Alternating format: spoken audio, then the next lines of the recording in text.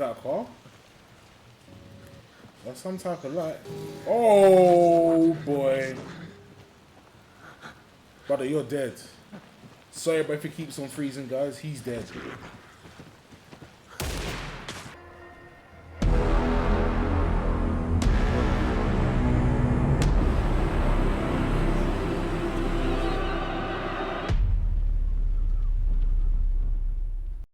It's about to get the mic.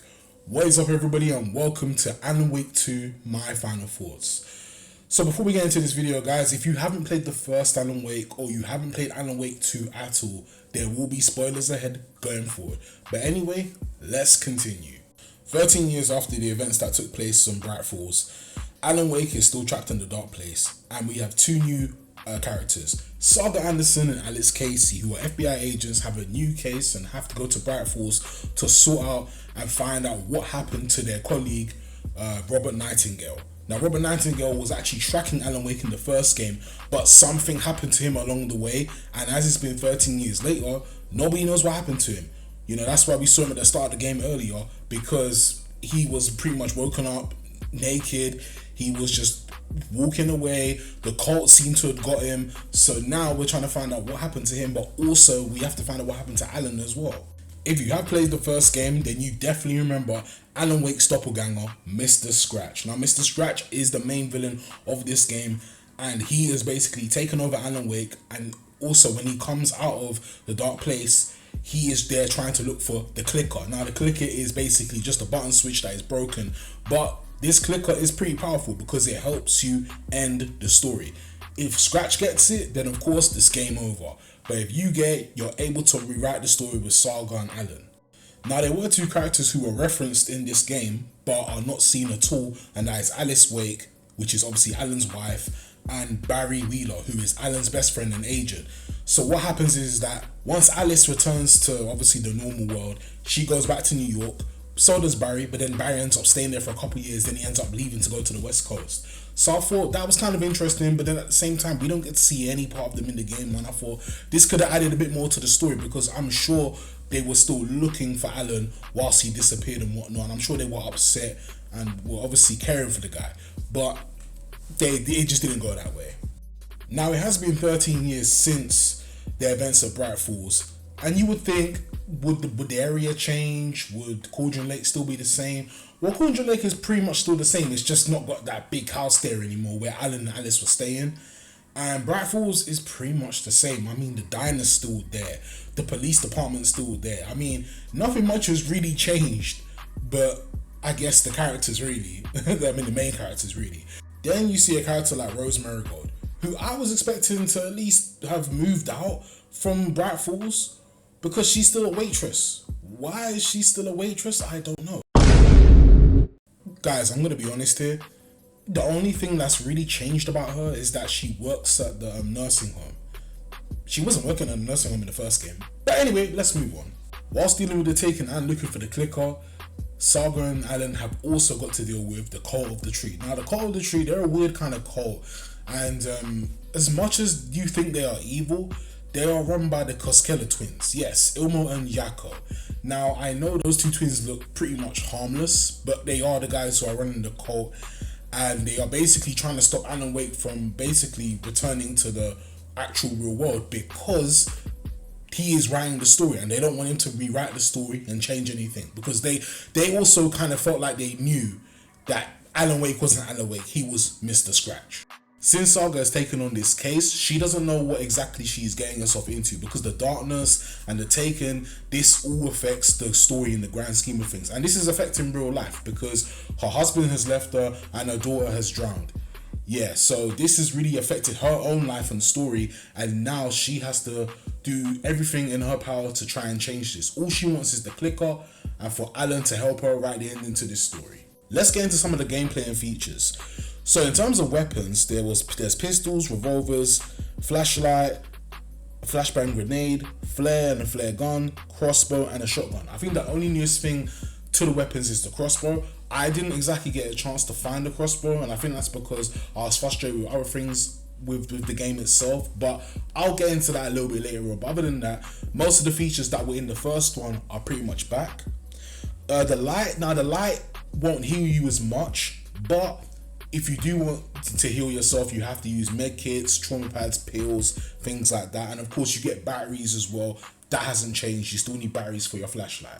The dodge feature is back, so you can still dodge obviously when enemies are throwing stuff at you or trying to hit you, but you can't run, so you are limited for movement. You know what I mean? You can do a light little jog and stuff, but it becomes difficult, especially if you're trying to face off with bosses and whatnot. So yeah guys, just watch out for that one. 2 new features have been added, and that is Saga's Mind Place and Alan's Writer's Room. So Saga's Mind Place is basically her detective mode. So since she's a detective and she's an FBI agent, she's been trying to work out obviously different cases with different clues and whatnot, and it helps you piece things together, and that way it just kind of helps you move forward along with the case. So when you're picking up clues guys, just remember to go to your mind place just to help you work out anything that you haven't worked out before. The writer's room is where Alan helps the story come to life. Now if you're ever stuck and you want to like change the story guys, use this feature, because this feature, what it does is that whenever you go to the writer's room, you click on the picture, and then as you click on the picture, you drag a title to that specific picture, and it changes the whole format of the room and everything. So it could be a ritual, it could be just to change the scene, you could be looking for a murder site. That's what the whole thing is about. It's interesting that Saga never got this feature, but I'm glad Alan got this because he is the writer of the story. Lastly, Alan has found a lamp, and this lamp helps you reveal hidden doors or just changes the room in general. So then that way it creates a new path so you're able to move on into the story. I think this is kind of useful because there are some bits where you can get stuck for a while and you don't really realize that you have to use the lamp. So you can either take away a light or you can add a light. I think the max amount of lights you can have for the lamp is 4. And I think the lowest you can have is obviously 1. So yeah guys, make sure you use the lamp because it is a very useful tool. Let's get into what I like about this game. The story itself, it feels like a movie guys. When you're playing this, it doesn't necessarily feel like you are playing a game. It definitely feels like you're watching a movie or you're watching some type of television series that's like basically about horror and whatnot. But I will say this is that, you know, from the acting to the actual aesthetic of the game, it does, you know, feel a lot like it's more than just a game. So you're definitely going to feel the experience. Saga's Mind Place and Alan's Writer Room was a great addition to features because it helps you understand the characters a bit more and how their mind works as well. Another new thing they added was obviously the crossbow. I definitely like this addition guys, even though I didn't really get a chance to use or anything. I like the fact there was different weapon types, so I'm hoping for the next game that they can kind of add a few more other weapon types as well into the game, because I feel like you can't just go around with just a pistol and not so much a shotgun, but just more so a pistol.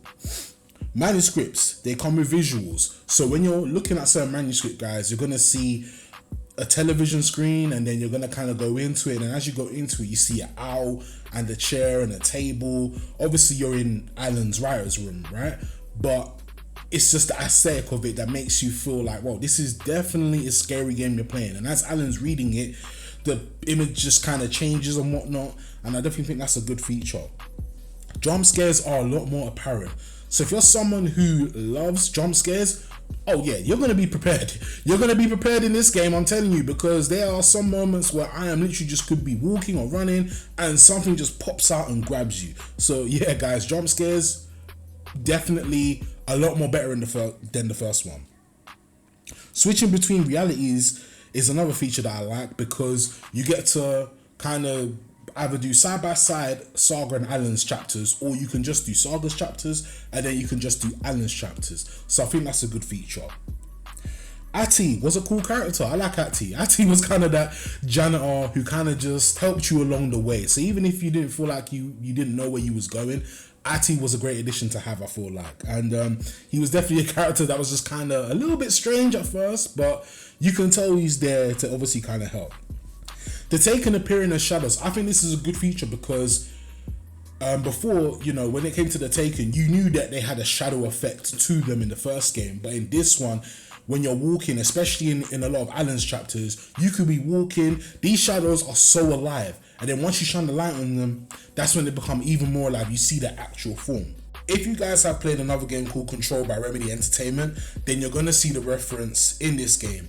Kieran Estevez, who is a character and a part of the Federal Bureau of Control, she is a character in that game who is a lead agent, and it was kind of good to see that reference because I didn't think that Control and Alan Wake were kind of linked. But now this makes me want to kind of go back and play Control now, because now I'm thinking, oh, how are they linked and how does this work and how does the story connect up? But there is a video on it that I've seen that does kind of connect the dots and whatever. And if you have played both games, then of course you are going to know how the dots connect. And lastly, this game has a great soundtrack, guys. Honestly, I personally enjoyed the soundtrack and the music in this game because I feel like it just kind of built that atmosphere, especially with this scene. Watch this scene. Just listen to the music right here. I'll show you the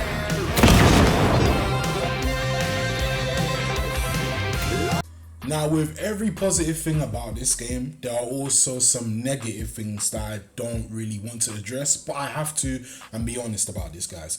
When you get this game, guys, now I've had this game for months, and the problem that I kept on seeing was audio syncing problems and bugs. It was just mainly those two things. Well, one or two of those things were a big problem, and it's because when you're trying to watch the cutscenes or just listen to certain music and whatnot, everything's just out of sync. And then of course the bugs as well. I'm sure I showed you guys a clip from a few months ago of what happened when I was trying to go up the stairs with Alan and then just fell down some invisible stairs and whatnot, and it just ruined my experience. And I think this is why what took me so long to kind of finish up this game. Not being able to run was a big issue for me, guys, because as you know, when you're facing certain bosses and whatnot, they get harder and they get obviously faster to move around and whatnot. So you just being able to light jog only is really annoying. It really does affect the movement of the gameplay, and I felt like, why was this a feature that was not added? In the first game, you could run, you could dodge, but in this one, you can only just light jog. I did not like the Mulligan and Fulton chapter. The reason being is because I kept on losing my bearings. A lot of things that were supposed to be hinted for you weren't exactly hinted the right way. And I do feel like the puzzles in this game as well just didn't help either, because, you know, I understand the puzzles are what makes it harder, but at the same time, it's like the way the puzzles could have been laid out and done just wasn't implemented the best. Another feature that was taken out of the game was the light being able to heal you. Not only could you use med packs and whatnot to heal yourself in the game, but in the first game you could use the light to heal you. So I don't know why they took out the light for this feature, because this feature was actually pretty good. If you didn't have any health packs on you, you could just stand under a lamppost, let the light heal you. But in this one, you couldn't really do that. Well, it does heal you a little bit, but even then it's not as much as it used to be. Due to me taking so long to put out the time and effort just to finish this game and get this video up, guys, I'm not gonna lie, I didn't even get a chance to use the crossbow, and I was kind of disappointed about that, because apparently it was a simple way to find it, but at the same time, because of the hints in this game, it just didn't help me want to just search for the crossbow in general. So I just left it wherever the hell it was, to be honest with you. And there's another thing with the ammo. Now, I'm not saying that the game didn't provide you with enough ammo, but one thing I will say is that the manuscript frames wasn't the best addition to this, because I felt like that, you know, finding these manuscript frames, they weren't always so easy. And I'm thinking, fair enough, it doesn't have to be easily straightforward sometimes, but at least if it was close to a manuscript or something, or at least close to a checkpoint, I could understand. But the manuscript frames, I just didn't think, I thought they weren't the best edition. I'm just gonna be honest, guys, they were not the best edition. I did find it hard to watch certain characters' faces because of the graphical issues, because it just wouldn't render in on time. Not only that, Saga's chapters got most of the boss fights, and I thought, well, if Alan is in the dark place, shouldn't he be facing off some bosses of his own as well? I just felt like he got a lot of taken and some crazy stages. But then I feel like he should have got a boss here and there in his chapters. Probably not every chapter, but at least 1 or 2 chapters would have been cool. And then lastly, the melee feature was bad. It was weak. I don't know what they thought. Just after you run out of ammo, you just swing your arm at a taken and they think it's gonna work. And it does work, but it's just weak. I don't know what possessed them to put that. I was gonna let her laugh there, guys. I'm not going to lie to you, but yeah, let me just say this: Alan Wake 2, definitely a great game. I will say, despite the gameplay and some of the graphic features and whatnot weren't the best, I do think this is a very solid game to pick up. If you have played the first one, make sure you pick it up. If you have got it and you still haven't played it yet, please get around to it. But yeah, guys, that's going to be pretty much it for the video. Don't forget to like, share, comment down your thoughts below and tell me what you think about Alan Wake 2. And I'll see you for the next one. Peace. This is how we win. Is it too easy? What if this is still the dark place, another dream to wake up from, always coming back to the beginning? The memory of what came before burned away by this terrible realization. Maybe it's a mercy, forgetting. To know nothing when we loop around, back to the...